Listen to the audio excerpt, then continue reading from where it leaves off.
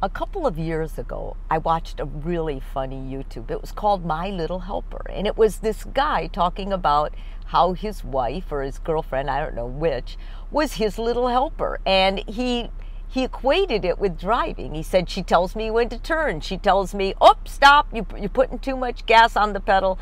All these different things. And it was hilarious because he was making fun of it in a very endearing way. However, the idea or the concept of it was not funny. It's not funny because I see it in couples, and I see how it deteriorates the relationship when one of the partners decides that they have to parent the other. This usually happens when one of the people in the relationship sort of checks out with the day-to-day stuff. They may focus all their energy on work, or they may focus all their energy on the kids. But with that focus, they let everything else go. And so when they let it go, of course, the partner engaged will start picking it up.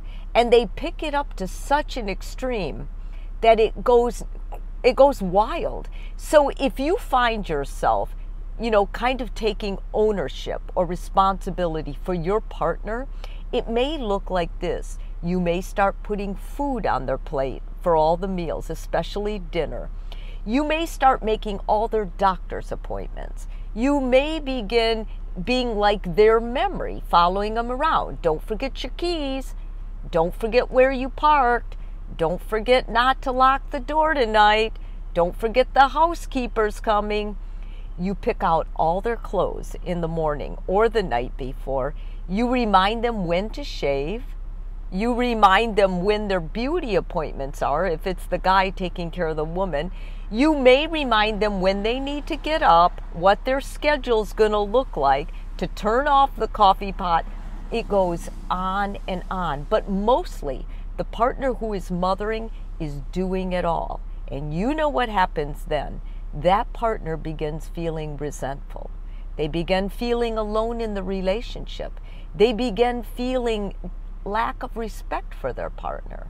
They start equating their success with the fact that they're taking care of all their work, all their menial stuff, or the things they don't attend to, which are very important. Now let's take a look at how it looks, how it may feel if you're the person being parented. You may feel comforted in a way because it's kind of like having your mom or dad home, assuming you had a good relationship with them. But you also start feeling like one of the kids. You start feeling less of an equal. You start feeling like you have an authority figure you have to check in with. Oh my gosh, I better check in with my wife because she gets really mad. And sometimes you're bewildered. You don't understand why because nobody's talking about it. You may even, as a couple, make fun of it. But it's not funny when it starts hurting feelings and turning the relationship sour. The first thing you have to do as a couple is you need to sit down and talk about it. You have to be serious about the issue. Like, this is a problem.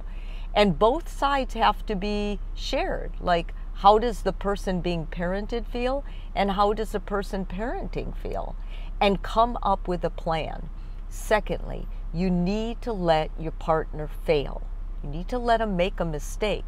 If you're the parent person and you're trying to watch after them so there's no mistakes, you got to let that go. That's your baggage. He or she is going to make some mistakes. And you got to understand that consequences are a better teacher than you telling them all the time. You need to stop criticizing them or talking to them in a condescending way. Let's say you go away for the weekend and you leave them in charge of the house, the kids, the garden, the dog, whatever. Okay, when you come home, you should only be grateful. If the dog is alive, if the kids are alive, forget the rest. The rest is all detail, and they can get better at that. The main thing they hear from you is, oh man, thank you. Thank you for picking up. Thank you for taking care of the kids. Thank you for keeping on schedule. They can build more on that. Lastly, you need to stop the tone of voice if it's condescending. When a partner hears a condescending or parental voice, they regress back to how they were as a child. Now, more than likely, you didn't know your partner when they were a child.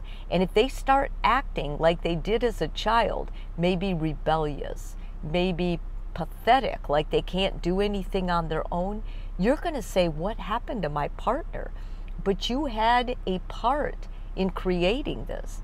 The good news is, just like you can create this kind of, teamwork or whatever, even if it's sick, you can uncreate it and restore it and build better.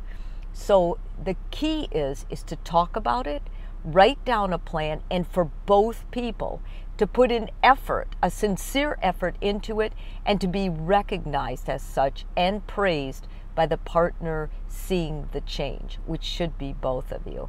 I think this will help you going forward. Remember, you have to practice. Nothing happens just from the talk. We know that now, so get busy.